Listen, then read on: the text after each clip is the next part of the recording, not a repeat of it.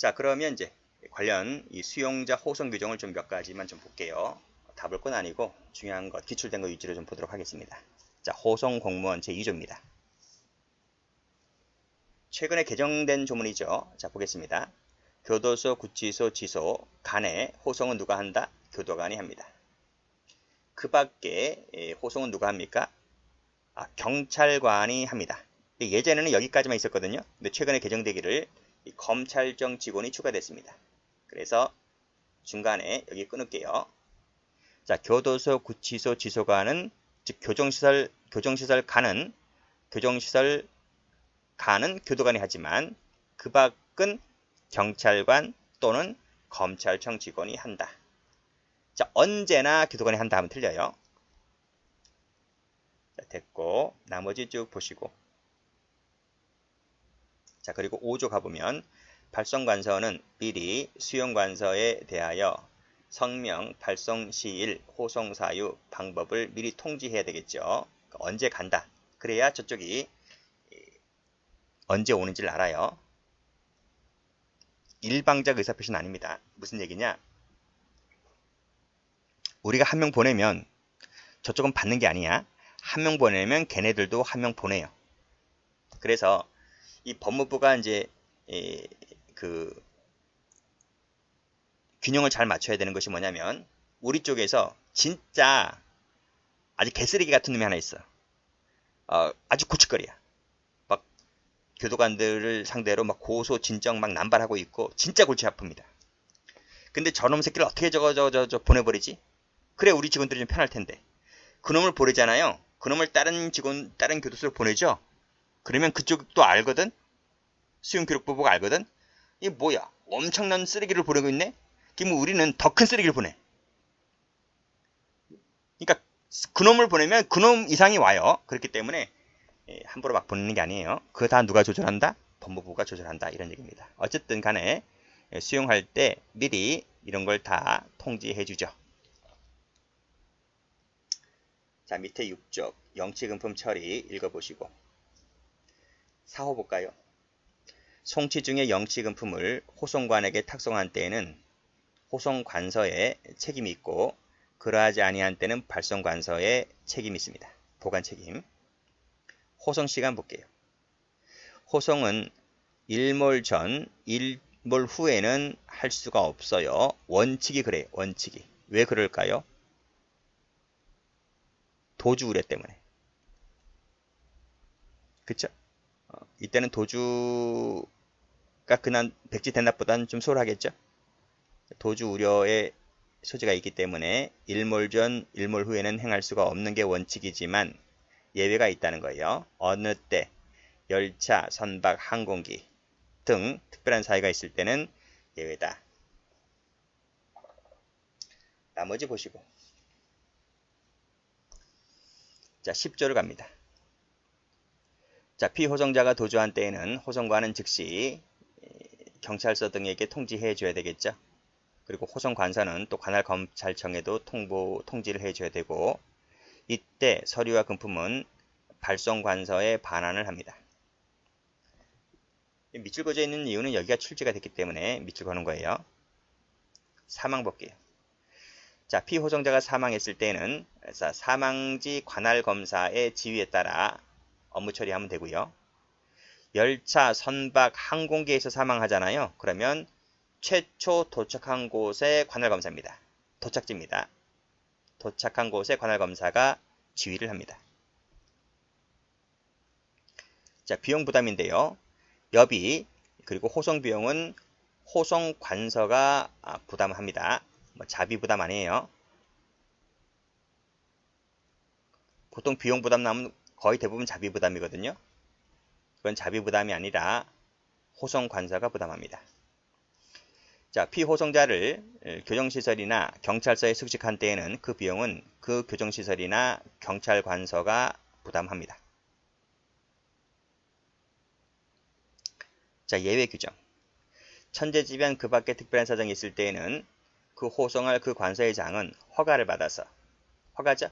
장관의 허가입니다. 동그라미 치시고, 장관의 허가를 받아서 2조 또는 4조부터 7조까지 11조, 12조를 따르지 아니할 수 있다는 거야. 그쵸? 천재지변이 있을 때, 특별한 사정이 있을 때 예외 조항을 두고 있네요. 대신 뭐다? 이때는 장관의 허가를 맡아라. 장관의 허가를 맡아라. 뭐가 아니지? 승인이 아니지. 그쵸? 우리 앞에서 승인 배웠지? 이송할 때는 법무부 장관 승인을 요한다며. 근데 여기는 허가입니다. 승인하면 틀려요. 그런 거 조심하시고. 자, 그리고 이제 국제수용자 이송법인데요.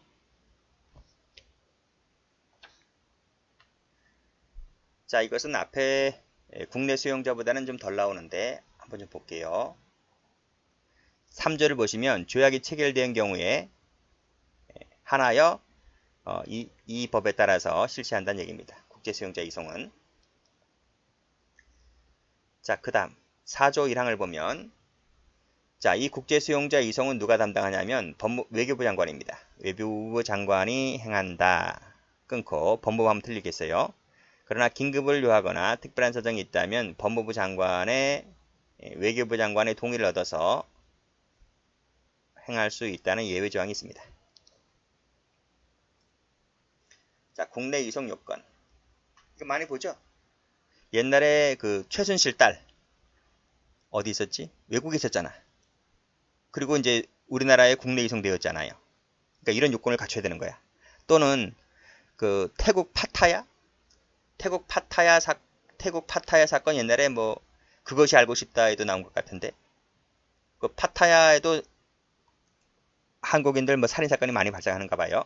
그때 이제 국내 이송할 때 그 요건 이런 요건이 갖춰지게 되면 이제 국내 이송이 될 수 있습니다. 뭐 영화 누구지? 범죄도시 거기도 막 나오죠. 국내 이송하는 경우 이런 요건을 갖췄을 때 하는 거예요. 자, 어떤 경우인지 한번 볼게요. 자, 국내 이송이 되려면 대한민국 법에 따라 범죄를 구성할 것. 대한민국 법의 범죄가 아닌 것은 뭐 처벌할 근거 조항이 없기 때문에 그들은 이송도 되지 않아요. 우리나라 법의 범죄가 될 것.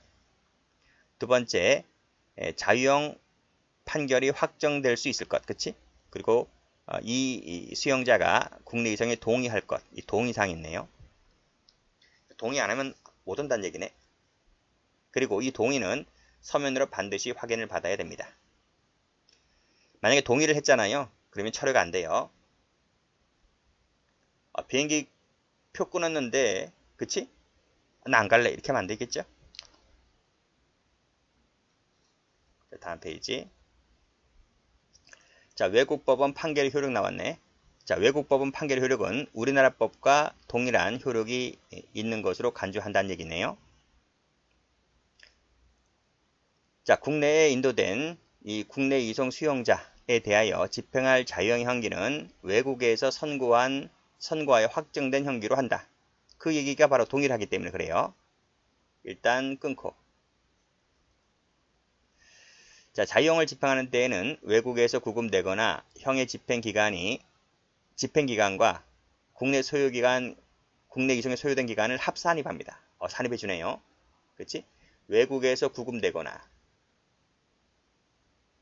집행된 기간 그리고 국내 이송에 소요된 기간 이거 다 쳐줍니다.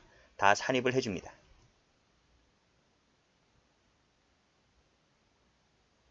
공소제기 기간 제한.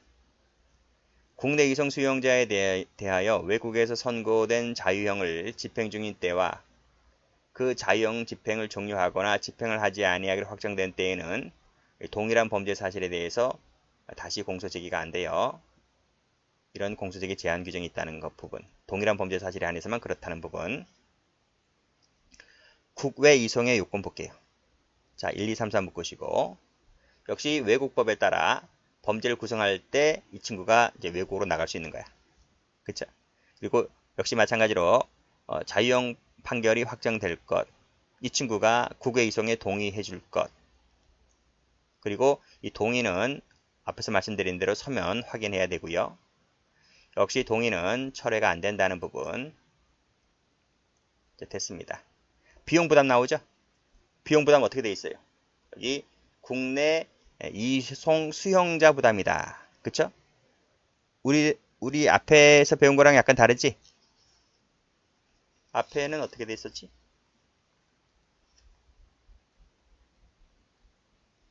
여기.